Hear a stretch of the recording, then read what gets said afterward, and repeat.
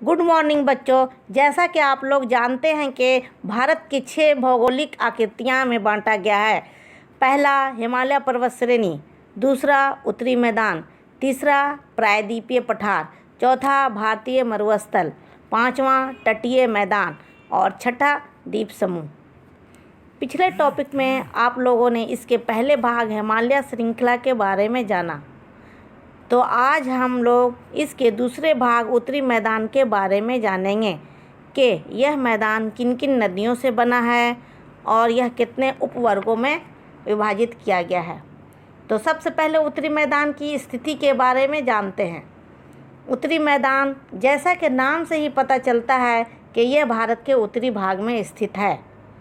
यह मैदान सिंधु, गंगा, ब्रह्मपुत्र और इनकी सहायक नदियों से बना है।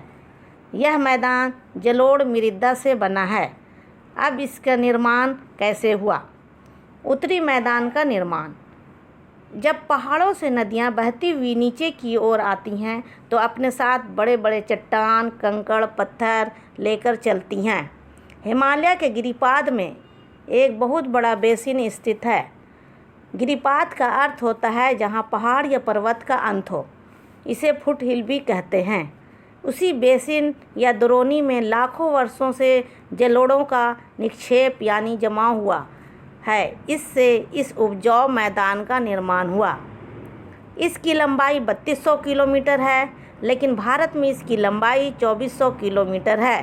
3200 किलोमीटर से 2400 किलोमीटर को माइनस कर लीजिए या घटा लीजिए, जितना बचेगा वह हिस्सा अब पाकिस्तान में है। इस मैदान की औसत चौड़ाई 240 से 320 किलोमीटर तक है। इस क्षेत्र की आबादी बहुत घनी है। यह 7 लाख वर्ग किलोमीटर क्षेत्र पर फैला है। आइए इसे मानचित्र द्वारा समझते हैं। यह हिमालय पर्वत श्रेणी है। इसके ठीक दक्षिण में यह यहाँ से यहाँ तक 2400 किलोमीटर में फैला हुआ है। पूरब में यह संकरा है, लेकिन जैसे जैसे हम पश्चिम की ओर जाएंगे यह मैदान चौड़ा होता जाता है। माजुली विश्व की सबसे बड़ी नदीय द्वीप है, जो यहाँ पर असम में है और ब्रह्मपुत्र नदी में स्थित है। ये नदी द्वीप क्या है, तो आइए इससे समझते हैं। नदीय द्वीप, उत्तरी पर्वतों से जो नदियाँ बहुत बहती हुई आ रही हैं वह निक्षेप का काम करती हैं। नदी के निचले भाग में ढाल कम हो जाती है, जिससे नदी की गति भी कम हो जाती है और नदीय द्वीप बन जाता है। कृषि के दृष्टि से यह मैदान भारत का सबसे अधिक उत्पादक क्षेत्र है। इसके 3 बड़े कारण हैं। नंबर 1, यहाँ अच्छी मिट्टी पाई जाती है। नंबर 2, यहाँ जल आसानी से मिल जाता है। नंबर 3, यहाँ की जलवायु कृषि के लिए अनुकूल है। उत्तरी मैदान को मोटे तौर पर 3 उपवर्गों में बांटा गया है।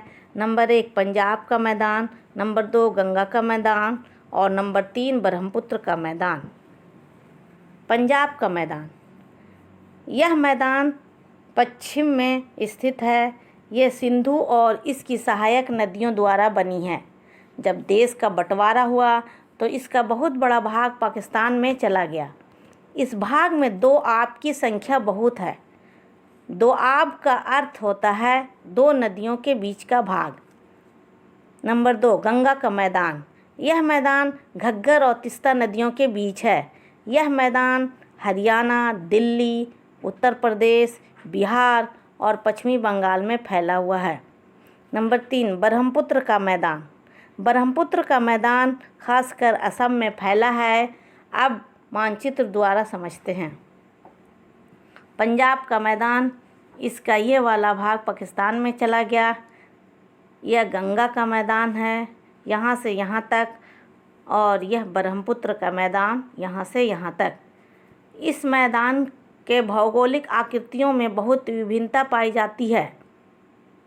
आकृतिक भिन्नता के आधार पर उत्तरी मैदान को 4 भागों में बांटा गया है। नंबर 1 भाबर, नंबर 2 तराई, नंबर 3 खादर और नंबर 4 बांगर। आइए भाबर के बारे में जानते हैं। नदियाँ जब पहाड़ों से नीचे उतरती हैं तो उतरते समय शिवालिक की ढाल पर गोटिका का निक्षेप करती है।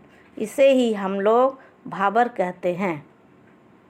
यह 8 से 10 किलोमीटर में फैली हुई है। इस पट्टी में सभी नदियाँ विलुप्त हो जाती हैं। तराई। भाबर के दक्षिण में ये नदियाँ दोबारा निकल आती हैं, जिससे दलदली क्षेत्र बन जाता है। इसे तराई के नाम से जाना जाता है। नंबर 3, खादर। जब नदियों में बाढ़ आती है तो बाढ़ वाले मैदानों में नए और युवा निक्षेप होते हैं। इन निक्षेपणों को खादर कहा जाता है। इनका हर साल पुनर्निर्माण होता है। इसे नए जलोढ़ भी कहा जाता है। यह भाग बहुत उपजाऊ और गहन खेती के लिए अच्छी होती है। बांगर। ये नदियों के बाढ़ वाले मैदान से दूर बनते हैं। यह भाग पुराने जलोढ़ का बना होता है, इसलिए इस भाग को बांगर के नाम से जाना जाता है। यह उत्तरी मैदान का सबसे विशाल भाग है। इस क्षेत्र में चूनेदार जमाव पाए जाते हैं, जिसे स्थानीय भाषा में कंकड़ कहा जाता है। आप लोग को ऑब्जेक्टिव टाइप प्रश्न आएगा, इसलिए इन चारों में यह याद रखना ज़रूरी है कि भाबर में नदियाँ विलुप्त हो जाती हैं और तराई में फिर से निकलकर बहने लगती हैं और दलदली क्षेत्र बनाती हैं। खादर नए जलोढ़ और भांगर पुराने जलोढ़ से बना है।